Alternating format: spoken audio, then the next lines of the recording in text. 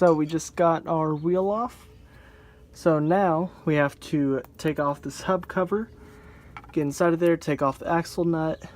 After we do that and get that off, then you have to take all those bolts off.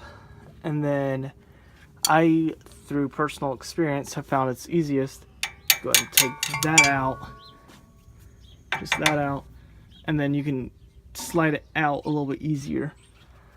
So in order to get this hub cover off, you want to get a little flathead screwdriver, kind of get it down by there, take a hammer, just tap, tap, tap, come around a little bit, tap, tap, tap, until you get some spacing in there, and then you just work that spacing around until it just pops off.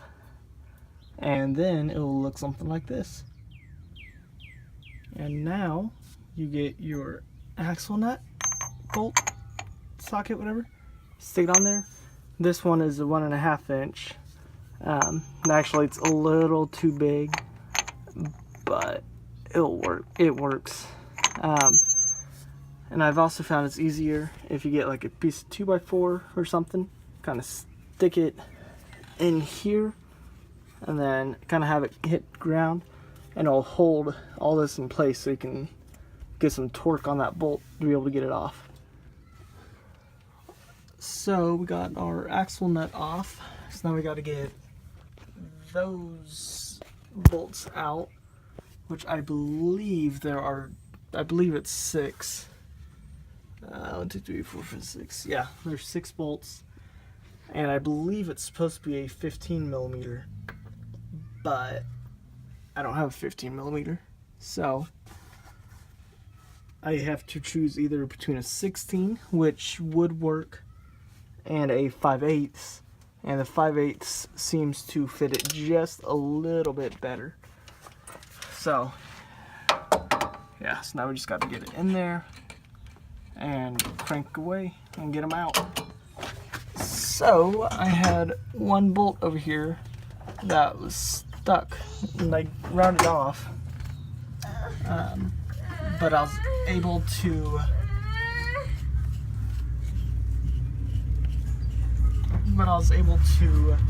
get the welder and weld some new edges onto it, and I was able to get it off. Whoops. I tried to weld a nut onto it and it wasn't working. But got my 2 helpers out here. Yeah, so we just got a little bar out over here. Now we just gotta take all this off and actually take the axle off. No, my drink. This is where it gets fun. Bag. Gotta pull it out. Yep. Basically, I found it's easiest if you pull it, bring all this above the skid plate, and then just basically you just gotta wiggle it and find your way to get it out. Wow, this passenger side one really wasn't too bad. Basically, you just gotta push it out there, and then you just basically push almost as far as you can, and then just bring it right down. Because you got this nice space all in there. Driver's side is a pain because you got that front diff that's like right there, and you can't bring it out very far. But this side's much easier. So got it out. We'll probably run up to AutoZone here before too long, and we'll probably have to finish this up tomorrow. Alright, so it is now, I don't know, like 6:40. Sun's going down. Got the axle out. Got it right back here. And I got like a 25% off coupon or whatever. So I'm gonna go and get our new one and maybe possibly put it on tonight, but more likely we'll put it on tomorrow. But either way, we should be good for Monday to be driving.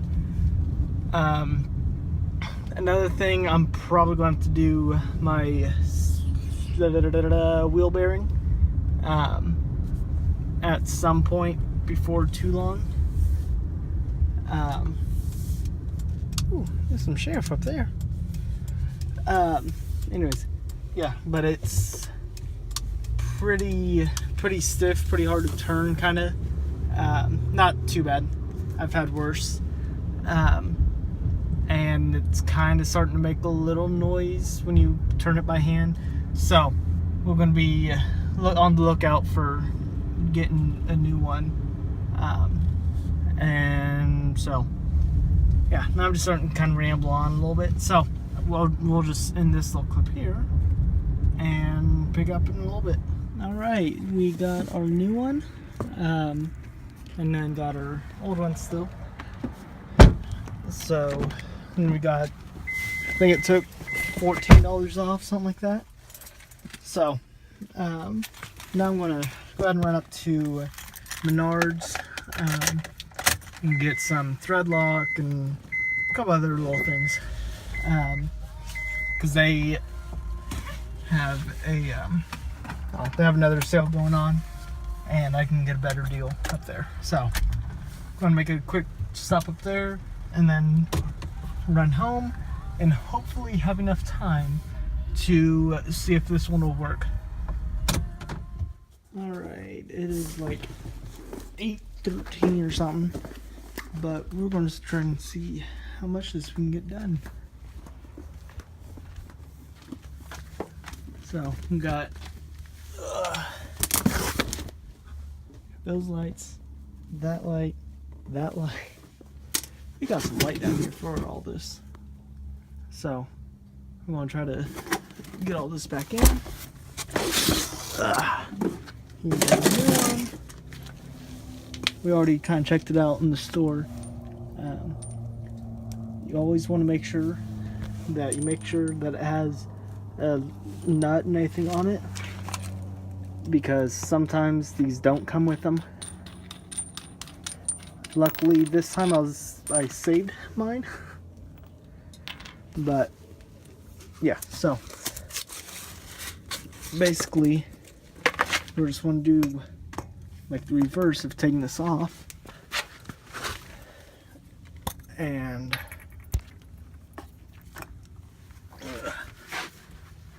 so yeah, so you want to take this off.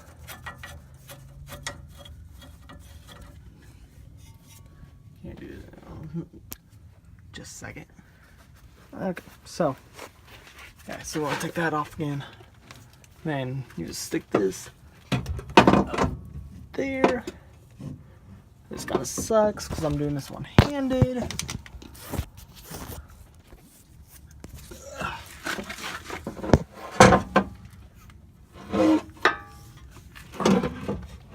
And then you just pull it in, get it in there.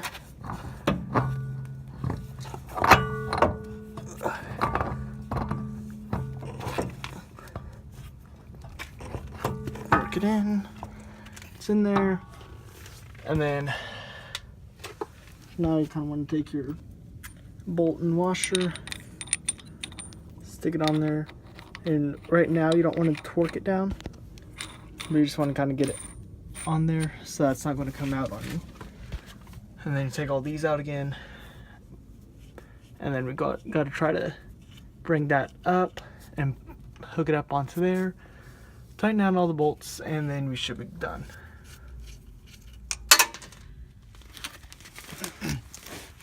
So another tip is to, on these bolts, always make sure to put some thread locker on there, because last time, like a year ago, I didn't, and I mean it took it a couple of months to do it, but a couple months later I was heading to work and all of a sudden my axle just dropped out.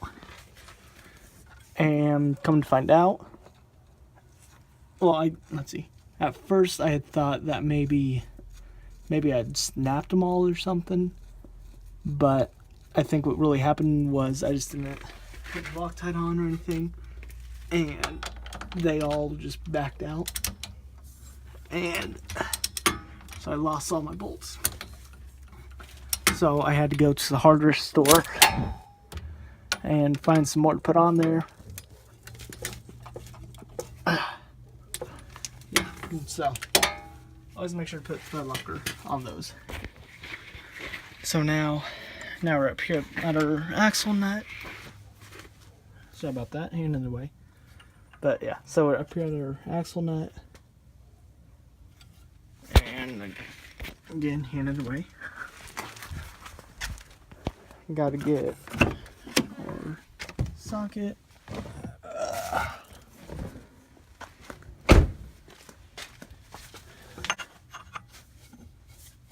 We just hammered it down there.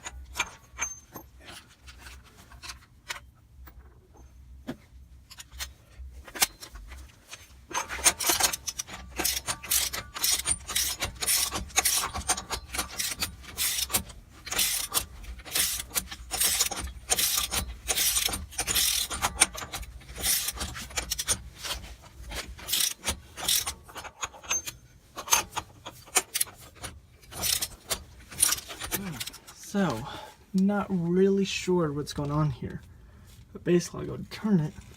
Right here it's hard, easy hard.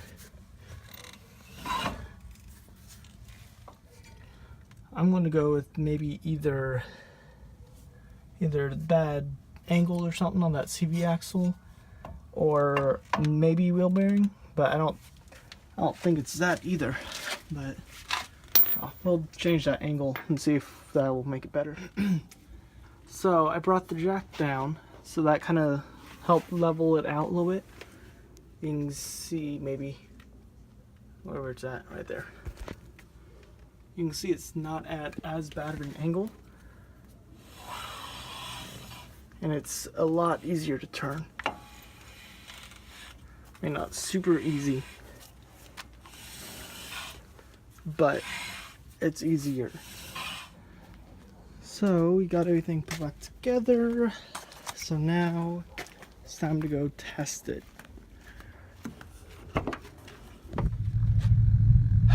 Okay, this is like really starting to scare me here, because it's still making that noise, but it's getting worse, and it sounds like it's more coming from behind me now. So that's making me think either U-joints, which it shouldn't be, because I just did those not too long ago, and I got some better ones, and I've been taking care of them. So it better not be U-joints. Okay, well that's good. And then now I'm thinking either transmission, or the rear end, or the front diff. I'm thinking it's something powertrain right now, like, or drivetrain. So, oh my god, I don't know what to do now. So,